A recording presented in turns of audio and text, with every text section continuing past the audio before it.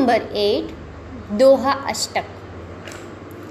साहित्य स्वरूप है इसका दोहे। इसके कवि है कबीर, तुलसीदास और रहीम। इन तीनों के दोहे यहाँ पर दिए गए हैं। तो दोहा एक छोटा सा छंद है। हिंदी के कई पुराने कवियों ने इस छंद में कविताएं लिखी है। इस दोहा अष्टक में 8 दोहे दिए गए हैं। इनमें 3 कबीर के, 2 तुलसीदास के और 3 रहीम के दोहे हैं।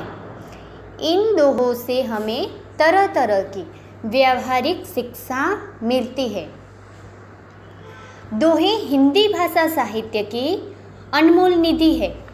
दोहे व्यावहारिक दृष्टांतों से माध्यम से सरल सहज रूप में जीवन लोक व्यवहार, गुण स्वभाव, नीति रीति आदि से परिचित कराते हैं। प्रस्तुत इकाई में कबीर, तुलसीदास और रहीम के चुने गए ऐसे ही दोहे संकलित है। कवि परिचय हम ले लेते हैं पहले। तो कबीर ये 15वीं शताब्दी के कवि है। ये बड़े संत थे। इन्होंने हिंदू और मुसलमानों को उनकी गलतियों के लिए फटकारा है और दोनों को हिल मिल कर रहने का उपदेश दिया है। तुलसीदास ये 16वीं शताब्दी के प्रसिद्ध राम भक्त कवि है। इन्होंने रामचरितमानस नामक प्रसिद्ध ग्रंथ लिखा है। रहीम, इनका पूरा नाम अब्दुल रहीम खान खाना है। ये बड़े उदार और अनुभवी थे। हिंदी में इन्होंने बहुत ही सुंदर दोहे लिखे हैं। तो अब हम दोहे देखते हैं। पहले कबीर जी के 3 दोहे हैं। पहला है, बड़ा हुआ तो क्या हुआ, जैसे पेड़ खजूर, पंथी को छाया नहीं, फल लागे अति दूर। इस दोहे में कबीरदास क्या कहते हैं कि बड़ा हुआ तो क्या हुआ, यानी कि बड़ा होने से ही किसी का महत्व नहीं बढ़ जाता। जैसे पेड़ खजूर, यानी कि खजूर का पेड़ बहुत बड़ा है, पर उसके बड़े होने से क्या लाभ? पंथी को छाया नहीं। पंथी यानी कि मुसाफिर, यात्री, उससे मुसाफिरी को छाया नहीं मिलती। फल लागे अति दूर, फल उसके लगते हैं लेकिन अति यानी कि बहुत ही दूर होते हैं, बड़ी ही ऊंचाई पर रहते हैं, यानी कि हम आसानी से उसके फल नहीं ले सकते। तो इसमें इस दोहे से यही संदेश मिलता है कि नम्रता होनी चाहिए। बड़ा होने से उसका महत्व नहीं बढ़ जाता। दूसरा दोहा है, साधु ऐसा चाहिए जैसा सूप सुभाए, सार सार को गही रहे, थोथा देई उड़ाए। इस दोहे में कबीर जी ने साधु यानी कि सज्जन पुरुष के बारे में कहा है कि सज्जन पुरुष कैसा होना चाहिए कि जैसा सूप सुभाए। सूप यानी कि अनाज साफ करने का एक साधन, सुभाए यानी कि उसका स्वभाव। तो उसका स्वभाव कैसा होना चाहिए? सूप जैसा, यानी कि अनाज साफ करने वाला जो साधन होता है, कि जैसे वो कैसे साफ करता है अनाज? सार सार को गही रहे। सार यानी कि तत्व, असली वस्तु। थोथा दे उड़ाए। थोथा यानी कि जो कचरा होता है, जो कचरे वाली जो वस्तु होती है, वह अनाज जब साफ करते हैं तो वो सारी चीज़ें बाहर फेंक देते हैं और जो अच्छा अनाज रहता है वो उसके साधन में ही रह जाता है। तो उसी प्रकार से सज्जन पुरुष को भी तत्व की बातें जो होती है वह ग्रहण करनी चाहिए और जो व्यर्थ की बातें होती है उसे छोड़ देनी चाहिए। तो इस दोहे से हमें यही सीख मिलती है कि अच्छी बातों को हमें अपनाना चाहिए और बुरी बातों को छोड़ देना चाहिए। तीसरा दोहा है, माखी गुड़ में गड़ी रहे, पंख रहियो लिपटाए, हाथ मले और सिर धुने, लालच बुरी बलाई। इस दोहे में कवि जी ने लालच कैसे बुरी चीज़ है इसके बारे में बताया है। उसके उदाहरण दिया है मक्खी का, कि मक्खी गुड़ खाने के लिए गुड़ पर बैठती है, माखी गुड़ में गड़ी रहे, पंख रहो लिपटाए, और उसे उसमें ही फंस जाती है और उसके पंख गुड़ में चिपक जाते हैं। हाथ मले और सिर धुने, फिर वह कितना भी पछताती और हाथ मलती रहती है, उससे छुटकारा उसे नहीं मिलता। लालच बुरी बलाई, बलाई यानी कि आफत, आपत्ति, लालच यानी कि लोभ, यानी कि सचमुच लालच बहुत बुरी चीज़ है। लालच कभी भी नहीं रखनी चाहिए। तो कवि जी के हमने ये 3 दोहे देखे। अब तुलसीदास जी के दोहे देखते हैं। तुलसी इस संसार में भांति भांति के लोग, सबसे हिलमिल चालिए, नदी नाव संजोग।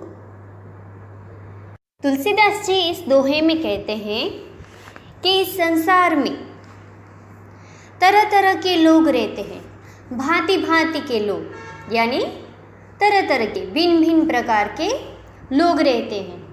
सबसे हिलमिल चालिए, यानी कि हमें सबके साथ हिल मिल कर रहना चाहिए। जैसे नदी नाव संजोग, कि जैसे नदी और नाव का संयोग रहता है। नदी को पार करने के लिए नाव जितनी ज़रूरी है, उसी तरह हमारे इस संसार में कई अलग अलग तरह के लोग रहते हैं और सबसे हमें मिलजुल कर रह के इस संसार में आगे बढ़ना चाहिए। आगे है दोहा, तुलसी हाय गरीब की, कबहू न खाली जाए, मुए ढोर के चाम से, लोह भस्म हो जाए। तुलसीदास जी इस दोहे में कहते हैं कि हमें कभी गरीबों की बद्दुआ नहीं लेनी चाहिए। तुलसी हाय गरीब की, हाय यानी कि बद्दुआ, कबहू न खाली जाए, कबहू यानी कि कभी, खाली इसका अर्थ है व्यर्थ, निष्फल। तुलसीदास जी कहते हैं कि गरीब की हाय कभी निष्फल नहीं होती। मुए ढोर के चाम से, मुए यानी कि मरे हुए, ढोर पशु जानवर, चाम यानी उसका चमड़ा, मरे हुए जानवर के चमड़े से बनी धोकनी से लोह भस्म हो जाए, यानी कि लोहा भी राख हो जाता है। तो फिर गरीब तो जीवित व्यक्ति है, उसकी हाय कैसे निष्फल जा सकती है। इसलिए इससे तुलसीदास जी ने यह संदेश दिया है कि कभी भी गरीबों को हमें परेशान नहीं करना चाहिए, उसकी हाय नहीं लेनी चाहिए, क्योंकि उसकी जो बद्दुआ होती है वह लोहे को भी राख कर सकती है। आगे रहीम जी के दोहे हैं। रहीमन धागा प्रेम का, मत तोड़ो चटकाए, टूटे से फिर ना जुड़े, जुड़े गांठ पड़ जाए। रहीम जी कहते हैं कि प्रेम के धागे को खींचकर, यानी मत तोड़ो चटकाए, चटकाए यानी कि शीघ्र तुरंत मत तोड़ दो, टूटे से फिर ना जुड़े, यह एक बार टूट जाने पर फिर जुड़ता नहीं, जुड़े गांठ पड़ जाए, और जुड़ता भी है तो उसमें गांठ पड़ जाती है। प्रेम में पहले जैसी मिठास नहीं रहती। यानी कि हमारे जो संबंध होते हैं हमारे परिवार के साथ, जो प्रेम का जो संबंध होता है उसके बारे में रहीम जी ने कहा है कि छोटी छोटी बातों से भी वो संबंध हमें तोड़ना नहीं चाहिए, क्योंकि एक बार वह जो नाता होता है वह टूट जाता है तो फिर जुड़ता तो है, पर जो वो मन में जो वो कड़वाहट रह जाती है उसकी गांठ पड़ जाती है। इसीलिए हमें प्रेम के हमारे जो संबंध है उसमें उसे संभाल कर रखना चाहिए, छोटी छोटी बातों से उसे तोड़ना नहीं चाहिए। आगे कहा है, तरुवर फल नहीं खात है, सरवर पियहि न पानी, कही रहीम पर काज हित, संपत्ति संचहि सुजानी।